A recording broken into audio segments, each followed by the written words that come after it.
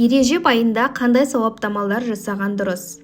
Видеоны ары қарай көрмес бұрын YouTube парақшасына және Instagram парақшасына тіркеліп алыңыз. Қасиетті айлардың бірі Раджаб, ережеп айы. Алла қаласа ертең қаңтардың бірі 2025 жылы кіреді. Қасиетті деуіміздің себебі пайғамбарымыз саллаллаху алейхи уассалам Раджаб айы кірісімен Аллахым, бізге Раджаб пен Шағбанда береке бер және Рамазан айына жеткізе көр деп тілейтін. Бұл айдың Раджаб деп аталуы да бекер емес, өйткені Раджаб сөзінің бір мағынасы ұлықталған дегенді білдіреді. Қасиеттілігі.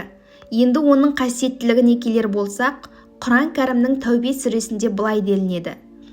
Шын мәнісінде Алланың құзырында айлардың саны 12. Жер мен көк жаратылған күннен бастап Алла солай белгілеп қойды. Оның 4-еуі соғысуға тыйым салынған айлар. Осы айлар ішінде өздеріңе зұлымдық етпеңдер. Аяттағы 4 айдың бірі осы ережеп айы екендігі сахих хадисте айтылған. Зүлқағда, Зүлқиджа, Мұхаррам, ережеп. Ендігі жерде аталмыш аяттағы осы айлар ішінде өздеріңе зұлымдық етпеңдер деген жеріне сахаба Абдулла ибн Аббас радиаллаху анху былай деп түсініктеме береді. Айлардың бәрінде зұлымдық етуге болмайды. Соның арасында 4 айды ерекше атап өтіп отыр. Және оларды харам айлары, яғни тыйым салынған айлар дейді. Осы айлардағы жасалған күнәлар басқа айларға қарағанда үлкенірек. Ал жасалған игі істер мен сауаптардың дәрежесі өзге айлардан қарағанда ұлырақ. Ендеше аяттағы қасиетті 4 айдың бірі осы ережеп айы болса, ондағы жасалған игі істердің сауабы өзге айлардағыдан гөрі көбірек екен. Осыған орай бұл айда барынша ғайбат, өсек аян, намазда қаза ету, тағы басқа үлкен кішілі күнәлардан бойды аулақ ұстап, ораза ұстап, садақа беру, Құран оқу сияқты сауапты істерге көбірек зейін қойған дұрыс. Раджаб айында ораза ұстау мәселесіне келер болсақ, Абу Дауудтың хадистер жинағында келтірілген бір риуаятта жыл бойы ораза ұстаған адам жайында айтылады. Бір күні ол пайғамбарымызға келгенде Алла елшісі оған өзіңді неге қинайсың? Сабыр айына ұста, Рамазан айын айтып жатыр. Сосын әр айда бір күн ұста дейді.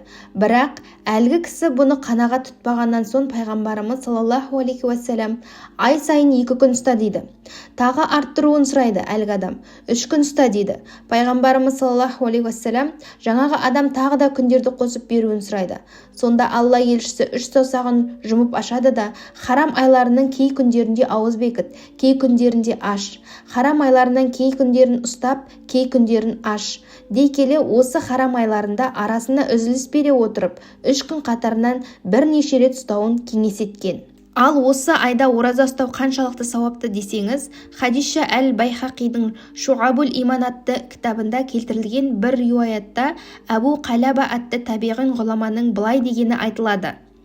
Пейіште Раджаб айында ораза ұстаушыларға арналған бір сарай бар. Табиғиннің осы сөзін келтіргеннен соң имам Байхақи бұл айтылған мәлімет Раджаб айындағы оразаға қатысты келтірілген риуаяттардың ішіндегі ең нақтысы. Сахиха. Абу Қалаба сахаба көрген табиғин. Ол секілдер мұндай нәрсені тек өзінен жоғарғы дәрежедегі уахи алушы кісіден жеткенін ғана айтады. Деп аталмыш риуаяттың пайғамбарымыздан жеткен сахих хадис екендігіне ишара етеді. Оразаны қай күндері ұстаса болады? Оразаны Раджаб айының басында 3 күн, ортасында 3 күн және соңында 3 күн ұстаса болады десек қателеспеспіз. Дәлірек айтсақ, әр аптаның бейсенбі, жұма және сенбі күндері. Бұлай деуіміздің себебі сахаба Анас ибн Маликтен радиаллаху анху риуаят етілген бір әлсіз хадисте былай делінген. Кімде-кім харам айларындағы бейсенбі, жұма және сенбі күндері ораза ұстайтын болса, оған 700 жылдық ғибадаттың сауабы жазылады. Ережеп айы харам айларға жататындықтан бұл айда да бейсенбі, жұма және сенбі күндері ораза ұстаудың сауабы мол екендігін топшылауға болады. Бұнымен қатар мынадай риуаят бар. Ережеп айының 1-ші күні ораза ұстау 3 жылдық күнәларға кәфарат. 3 жылдық күнәні жуып шаяды. 2-ші күні ораза ұстау 2 жылдық, ал 3-ші күні ораза ұстау 1 жылдық күнәларға кәфарат. Одан кейін әр күні ораза 1 айлық күнәларға кәфарат болады. Яғни қалған күндер ұсталған әр күнгі ораза үшін 1 айлық күнәләрін кешіріліп отырады деген. Өзге де құлшылық түрлері.